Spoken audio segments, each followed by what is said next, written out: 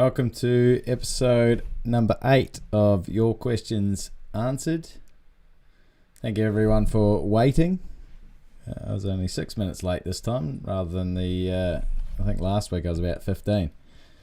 So, firstly, thank you everyone coming. Episode number 8, Your Questions Answered. I'm Blakey from Golf Rules Questions.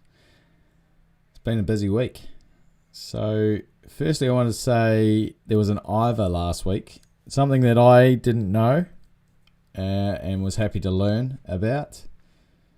And I've actually posted that question on the YouTube community page. So it was a question today. And the question was, if a ball goes out of bounds, comes to rest out of bounds, and then you find it out of bounds, and then the wind or natural forces blows it back back in bounds, is the ball in bounds or out of bounds? And the question last week was, it was found out of bounds and then it rolled back in. And so I said the answer was, it could have been in bounds if the player hadn't proceeded with an unplayable ball or a stroke and distance lost ball under 18.2 before the ball would come back into. If they hadn't proceeded that before the ball would come back in bounds, then the original would be back in bounds, but that's not correct, I've been told. So as soon as the ball is found, it's out of bounds, or as soon as the ball has been found out of bounds, it's out of bounds. It can't now change its status. It can't now become in play. It's out of play, which was an interesting one for me. You know, if a ball is in a penalty area and somehow rolls out of the penalty area into the general area, it's now changed its location on the course, but it hasn't changed its status because it's in play. Whereas the difference between an out of bounds and in bounds is it's changing its status. It's out of play and then trying to become in play, which just can't happen. To make a ball in play, you have to make a stroke at it. And you could say you have, well, you did, but then it became out of play. So it's changed its status, and you can't change it from out of play back into play without a stroke. I hope that helps. Follow-up questions, I certainly welcome them. Right, another couple of questions we've got here. A ball falls into a soccer hole / big hole where a golf course shares with soccer golf. Some of you might know about this one. Sorry, Justin has asked a question. If it comes back into bounds as part of its initial movement, yeah, if it never comes to rest, then it wasn't found at rest out of bounds, Justin, then it's not out of bounds. Like a ball flying over the out of bounds line, fence, boundary. If it hasn't come to rest out of bounds, then it's not out of bounds. I mean, the rule actually states at rest, out of bounds. So yeah, if it's still bouncing down the road and you see it bouncing down the road, well, that's not going to count as you seeing it out of bounds because it hasn't come to rest. But if you find it or it's been found by someone out of bounds, then it's out of bounds. Right. Question 1. A ball falls into a soccer hole, big hole, where a golf course shares with a soccer golf. Some of you may know what soccer golf is. It's basically playing football, but you're kicking a soccer ball into a modified hole that represents or reflects what a golf hole would be. And the answer is those are immovable obstructions. They're not usually on the putting green of the golf course.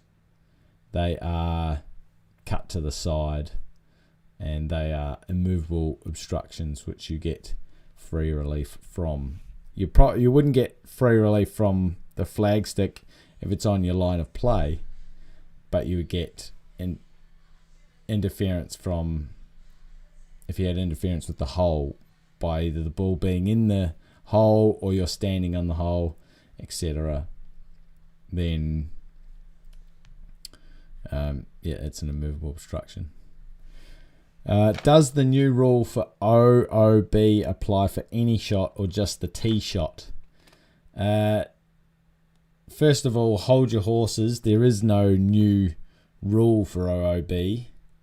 There is a new local rule that's can be adopted by the committee, and that's E5, alternative to stroke and distance for a ball lost or out of bounds. And yes, that applies to any shot, so not just the tee shot. It could be your second shot in a par 5 fairway, from the fairway in a par 5. Second shot in a par 4, you're skinny it out of bounds. It's going to be a 2-shot penalty, so you're probably less likely to take it. It's more likely to be an option for you if it's been adopted by the committee, an option that you choose to take on from the tee shot. I mean, you could apply it for a putt on the green. So say you've hit your putt a little bit too hard and you hit it out of bounds, the out of bounds fence is really close, or you hit it into a bush and you lose it, then you can use local rule E5 if it's been adopted, but then you'd have to drop it in the fairway or the rough kind of area, and it's a 2-shot penalty. An easier, much simpler, much smarter way of playing would just be to take 19.2 1-shot penalty and place your ball back on the green, but I'll let you guys work that one out. Third question. What is the water that is outside the penalty area? Is it part of the penalty area or is it temporary water? Great question, especially since a lot of courses, having a lot of rain lately. Certainly in Melbourne, it seems to be winter has come again in November. So as long as the penalty area has been correctly correctly defined, then the water outside the penalty area is temporary water. Okay, so if your ball's in the penalty area and you're standing in temporary water, then you're not going to get free relief because your ball is in the penalty area. You don't get free relief when you have interference with an abnormal course condition when your ball's in the penalty area. So as long as it's been correctly defined, then it is the water outside is temporary water, and if you're got interference with that temporary water for the ball or your stance when your ball is in the general area or a bunker, then you are entitled to free relief. And it's a good one, actually. There's a rule about it. Certainly,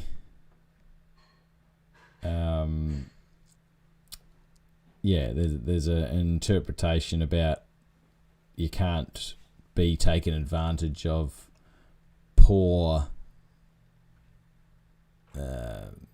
course setup by the committee. Nasty trees. Is there free relief for a dangerous situation when your ball is next to a nasty tree, say a cactus or something like that? And the answer is no. There's no free relief.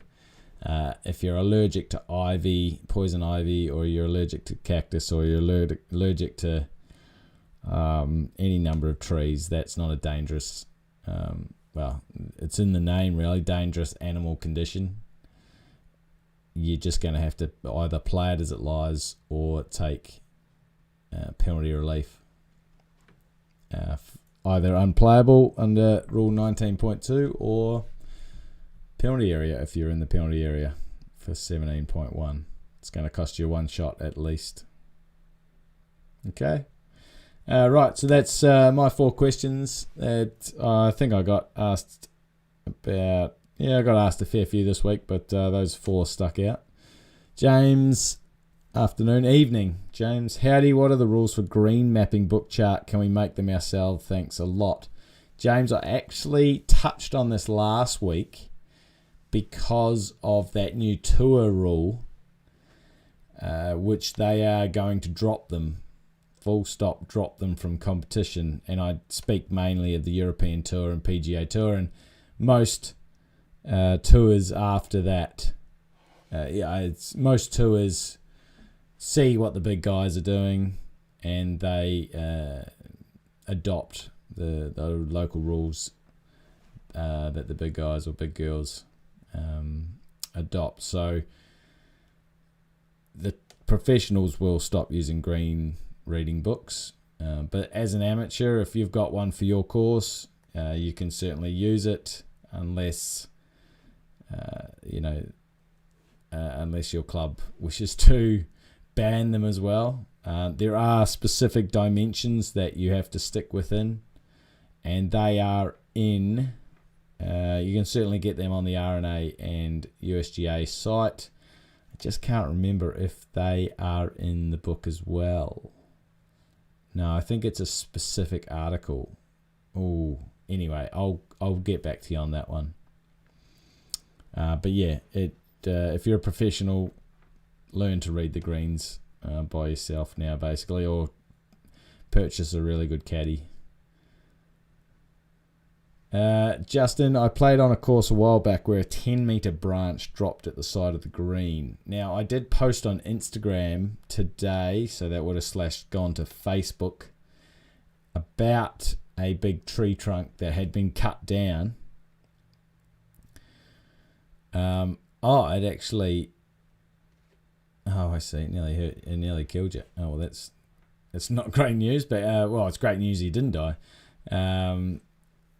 Must have been some wild weather in Adelaide that day. So, yeah, I posted on Instagram about this cut down tree, and, it's been cut down.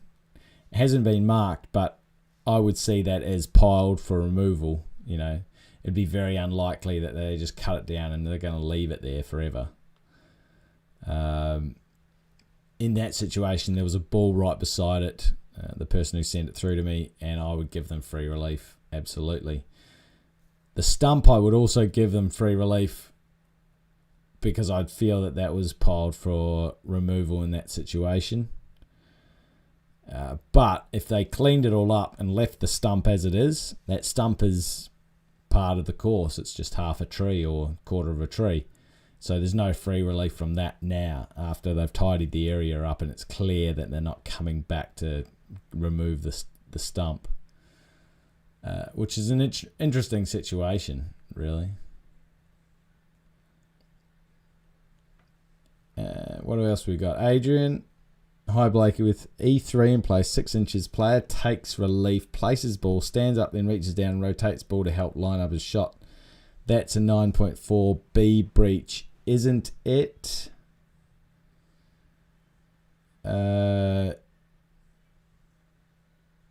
So he's removed the marker. I mean, the E3, I think it states that you can only place it once. So if you're only allowed to place it once, if you then touch it again to rotate it, you've basically touched it again. So yes, you're spot on. That would be a 9.4, Rule 9.4 breach, which is a one-shot penalty, provided he or she has kept it on the same spot. But yeah, it's just let me know if they left the marker there. It's not going to matter. It's almost like if they left the mark, if they took the marker away, yeah, it's definitely a breach. if they left the marker there, it is a breach, but it's a little bit harder to understand why. And the basic premise of why is you're only allowed to, once you let go of it the first time, you're not allowed to touch it again. But yeah, a lot of E3s will be coming into place in the Northern Hemisphere. We've obviously finished up with most of ours sort of end of August, with a little bit more growth in the ground in Australia.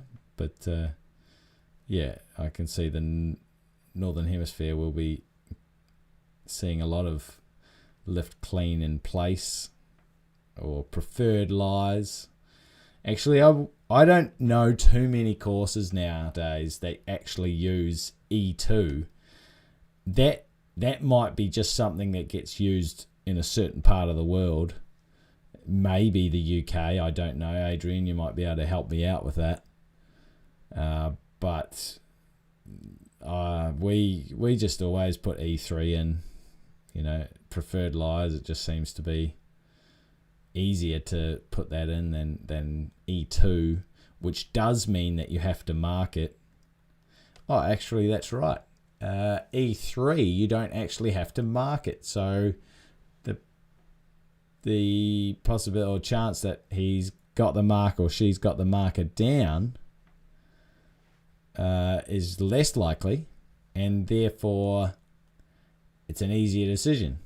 They've placed it on or replaced it on or placed it on the spot, and then they've stood up and they've touched it again. Yeah, you're not allowed to touch it twice. Justin, what is E2 and E3? E2, this is in the committee procedures at the back of the official guide. E2 is cleaning ball and E3 is preferred lies. Correct me if I'm wrong. Correct me if I've got those round the wrong way, but I'll just check the book.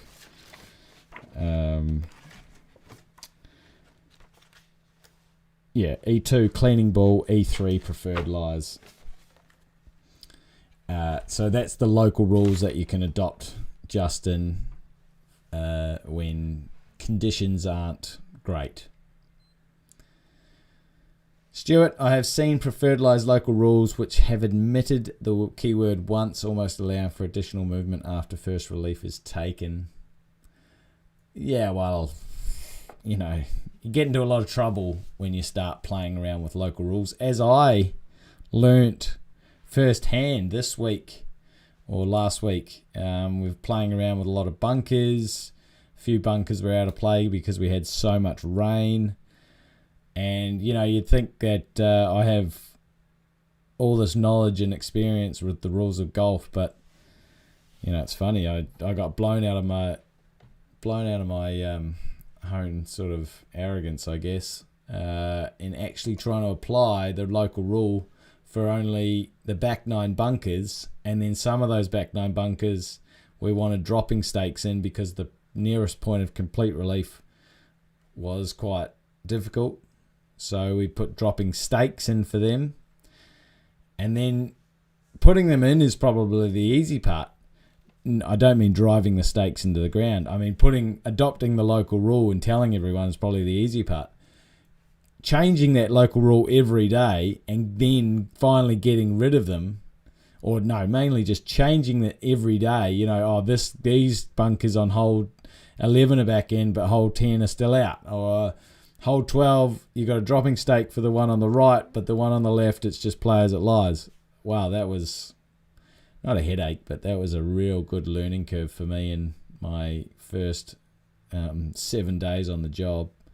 So it was actually, a great challenge. Hopefully I'm better prepared next time. I'm sure there'll be other local rules that we could adopt. There's some penalty areas here.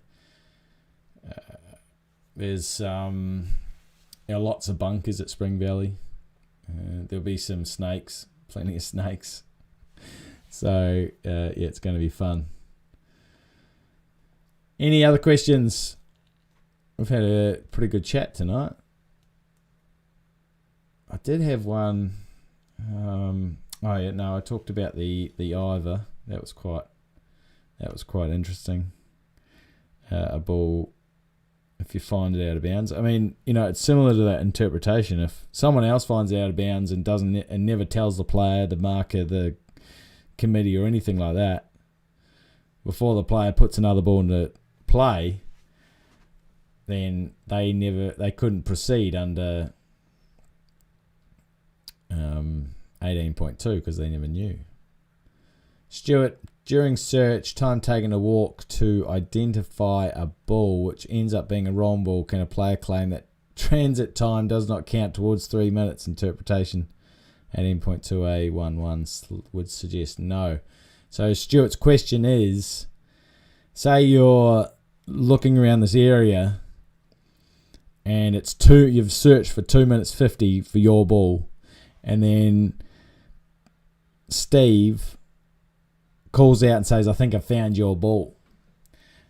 And he's 50 meters away. I mean, this thing, who knows where this ball was. So there's a big search area. You walk up there and it takes you 20 seconds to get there. Getting through scrub and trees and stuff. It takes you 20 seconds. That's 3 minutes 10 now. If you find that ball, if you identify that ball as yours, then the ball is in play because it was found before the 3 minutes by someone, and then you're allowed the time it takes you to get there to identify that it's your ball. So it's your ball, it's yours. Okay, it's in play because it was found at 2 minutes 50. If you find out that it's not your ball, you don't get that 20 seconds back to say, well, I've still got 10 seconds because you remember 250 when you went to have a look at this one. I've still got 10 seconds to search for my ball. No, it time's up. Time is done. You're not permitted to say that your ball that you're going to search for your ball again for 10 seconds. Any other questions?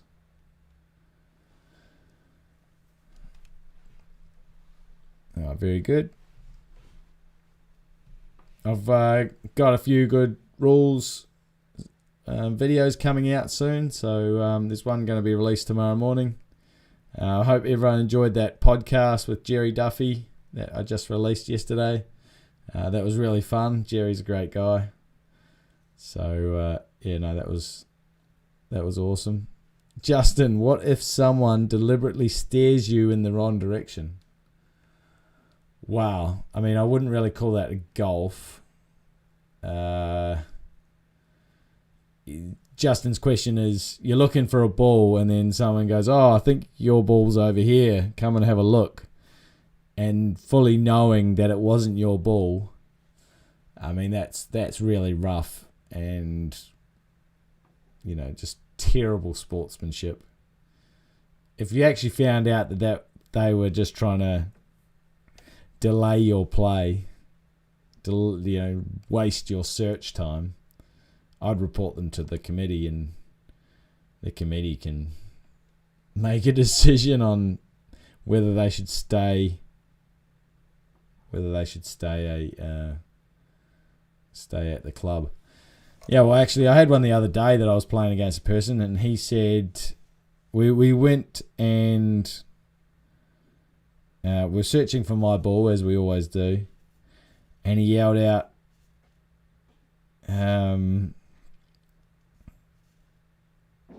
he saw a ball, and then he goes, oh, Titleist 4, because I was playing a Titleist 4, and I go, yep, and he goes, oh, this isn't it, I was just checking that it was, your ball was a Titleist 4. I was like, oh, thanks very much. There's some gamesmanship for you. Anyway, I beat him, so didn't matter. Played at little Eildon, so we've got some rules videos coming out from Eildon. I hope you enjoy those. And I'm going to get Roscoe. Roscoe and I are going to film a few more at Spring Valley as well. So yeah, lots. It's quite good having access to a golf course now, so we can go out and film some rules videos. try and get rid of some of those more complicated ones, make them a little bit more simpler to understand. Okay, everyone, if we have no more questions, I'll wrap it up for the night. Thank you, everyone, for tuning in. And all I ask of you is to send this around to someone from your club. That's probably the best way to do it. Just send it to someone, send it to the captain, send it to the secretary, or just send it to your mate. If there's a question that I've answered that you think it would be relevant for them, just send it to them and they can have a watch. And remember, if you've got any questions that you'd like to get aired, send them through. So thank you, everyone. Have a good night, have a good day, or have a good morning, day, wherever you are in the world. I'm sure Jerry Bauer is waking up very soon and he'll start watching. So shout out to Jerry. Thank you, everyone. Catch you later.